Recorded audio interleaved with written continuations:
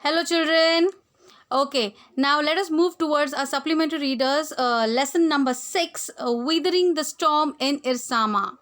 So, Irsama is the name of a place, and it had got struck with the storm, and it is the real story of Prashant, who was the survivor in that storm, and he and with his other companions, how they overcome the situation, the destruction caused by the storm. So, weathering the storm in Irsama. The cyclone that hit Orissa, I'm so sorry, let me tell you who has written this, the real experience. It is written by Harsh Mandir. Okay, so the cyclone that hit Orissa in October 1999 killed thousands of people and devastated hundreds of villages. For 2 dreadful nights, Prashant, a young man, was marooned on the roof of a house. On the third day, he decided to go to his village. Did he find his family? We have to find it out. So, Prashant, a young man who was marooned means he was stranded, was had to stay on the roof of a house because of the cyclone, which had caused, which had caused the destruction by causing flood. Thousands of people had lost their lives. Okay, and on the third day, he decided to make his way towards his family, to his village, and he went over there. But did he really find his family over there, alive or dead? We have to find it out. Let us see. Before that, let's deal with the difficult words in the lesson. Menacing means dangerous and harmful, and the way, in somewhat way, threatening. Incessant means unceasing, continual. Swirled means moved or flowed along with a whirlpool motion. Carcasses means dead bodies of animals. Carcasses means dead bodies of animals, and corpse, corpse means dead bodies of human beings. So don't get jumbled with corpse and carcasses. Carcasses, dead bodies of animals. Corpse means dead bodies of human beings. Bereaved means lost a close relation or friend through his or her death. Remnants means small remaining quantities. Motley means disparate, varied in appearance or character. Tumult means uproar of a disorderly crowd.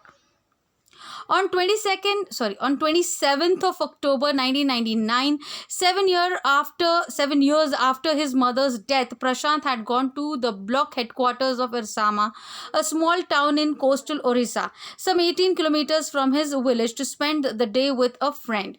In the evening, a dark and menacing storm quickly gathered.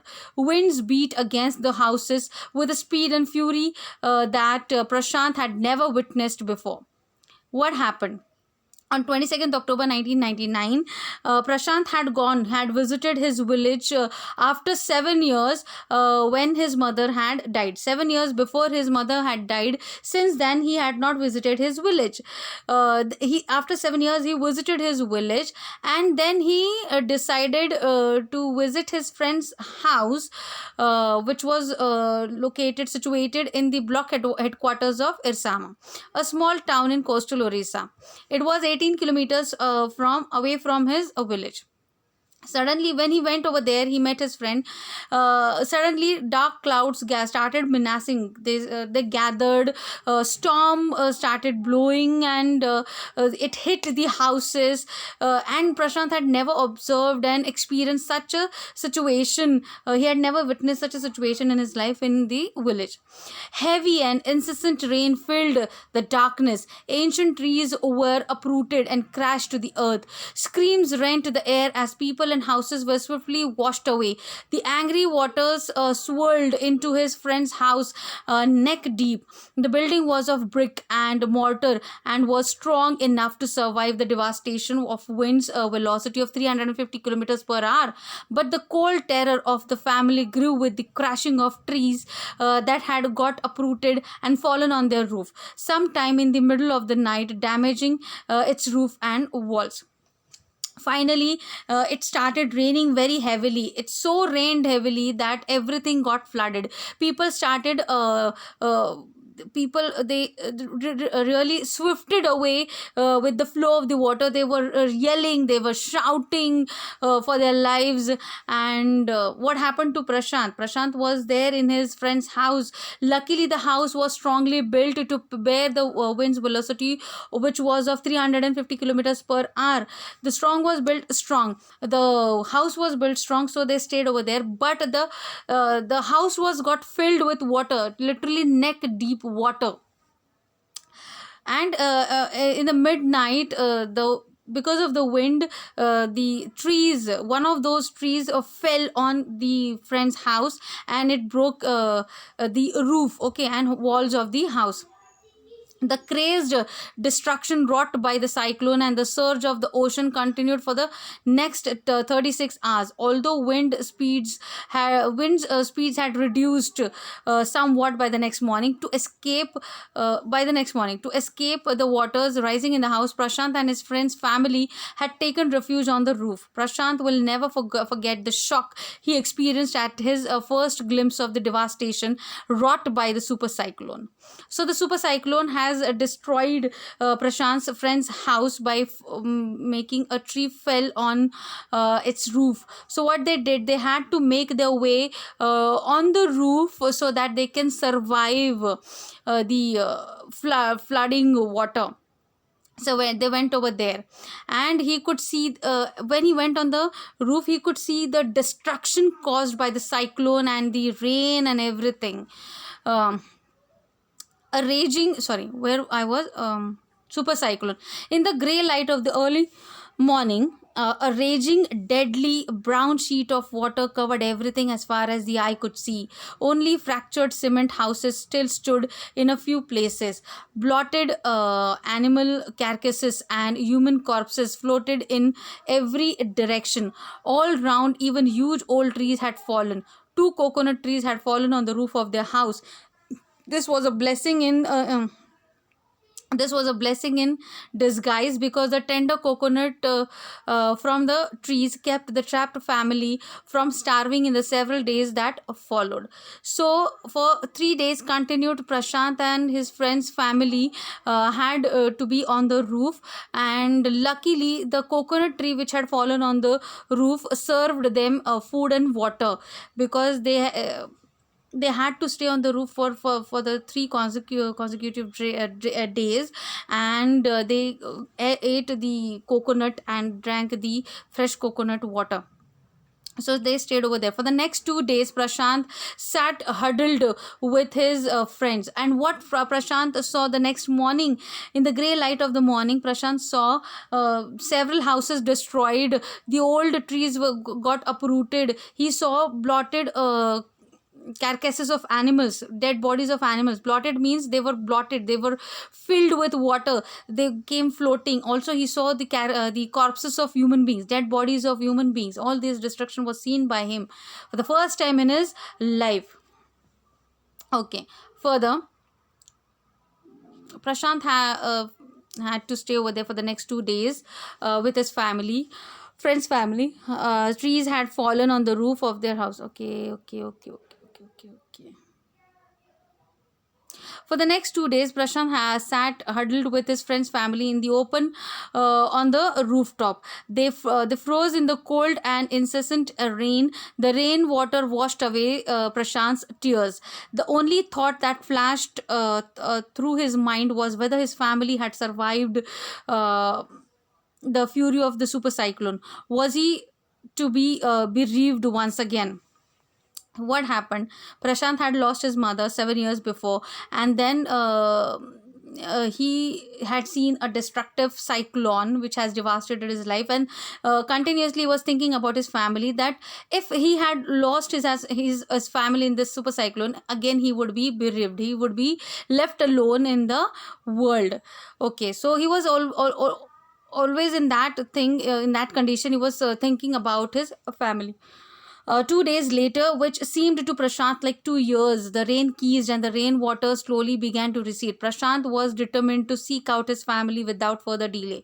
But the situation was still dangerous, and his friends' family pleaded with Prashant to stay back a little while longer. But Prashant knew he had to go.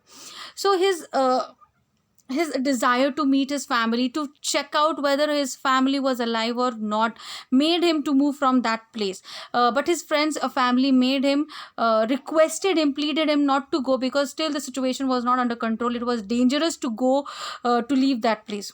But Prashant had already made his mind, and he went from there. He equipped himself with a long sturdy stick and then started on his 18-kilometer expedition back to his village through the swollen flood waters. What he took with him? He took with him a long sturdy stick. Why?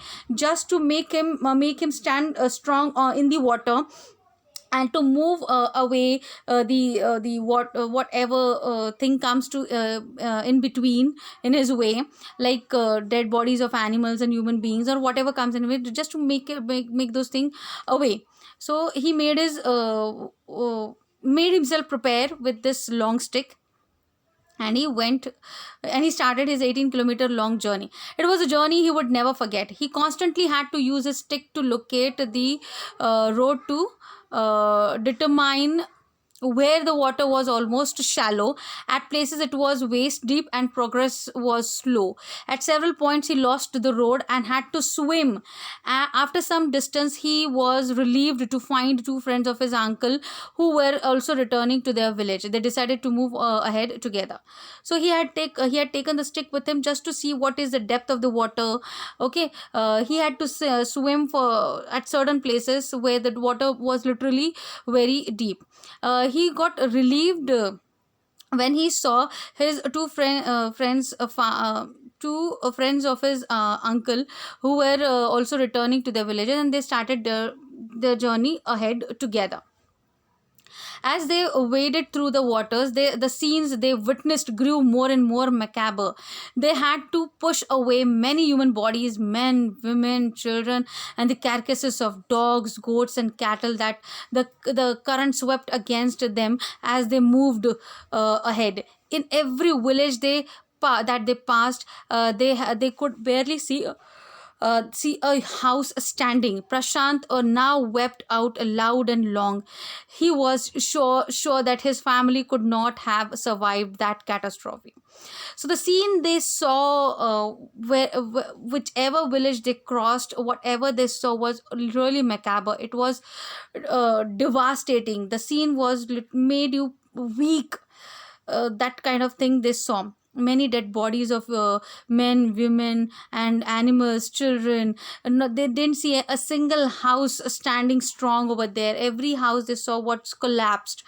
Okay, and seeing this, he was literally disheartened, and he made his mind that for sure he had lost his family forever, and his family might had not made their life strong in this, or they might have not survived in this catastrophe. Catastrophe means destruction. Eventually, Prashant reached his village, Kalikuda. His heart went cold. Where their home once stood, there were only remnants of its roof. Some of their belongings were caught mangled and twisted in the branches of trees just visible above the dark waters. Young Prashant decided to go to the Red Cross shelter to look for his family. At last he reached his village.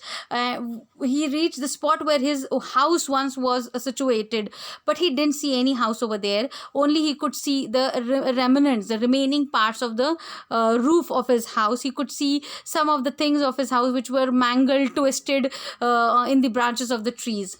And just to make sure whether his family was alive or not, he made his way to the Red Cross shelter to look for his family. Red Cross shelter means relief shelters provided by the governments for the people who had lost their lives, their houses in such natural calamities.